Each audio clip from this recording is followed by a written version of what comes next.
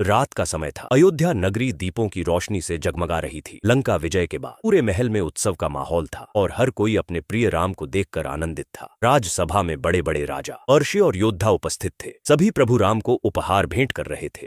तभी सीता माता मुस्कुराईं। उन्होंने अपने गले से एक बेहद सुंदर मोतियों का हार उतारा। वह हार इतना चमकदार था कि उसकी रोशनी पूरे दरबार में फैल रही थी। सीता माता ने प्रेम से वह हार हनुमान को देते हुए कहा, हनुमान, तुमने हमारे लिए जो किया है, यह छोटा सा उपहार स्वीकार करो। लेकिन तभी कुछ अजीब हुआ। हनुमान जी एक एक मोती को ध्यान से देखने लगे। फिर अचानक उन्होंने एक मोती तोड़ा, फिर दूसरा, फिर तीसरा। मोतियों के टुकड़े जमीन पर गिरने लगे। पूरा दरबार हैरान रह गया। एक मंत्री क्रोधित होकर बोला, हनुमान, क्या तुम्हें पता है यह कितना कीमती हार है? तुम इसे तोड़ क्यों रहे हो? हनुमान जी शांत स्वर में बोले, मैं देख रहा हूँ कि इन मोतियों में मेरे प्रभु श्री राम हैं या नहीं। दरबार में कुछ लोग हंसने लगे। एक दरबारी व्यंग्य से बोला, अगर हर चीज में राम होने चाहिए तो क्या तुम्हारे अंदर भी राम बसते हैं? यह सुनते ही पूरा दरबार चुप हो गया। हनुमान जी मुस्कुराए। उनकी आंखों में आंसू चमक रहे थे। उन्होंने धीरे धीरे अपने दोनों हाथ सीने पर रखे और अगले ही क्षण अपने नाखूनों से अपना सीना चीर दिया। हनुमान जी के हृदय के अंदर दिव्य प्रकाश चमक रहा था और उस प्रकाश के बीच सिंहासन पर बैठे थे राम और सीता।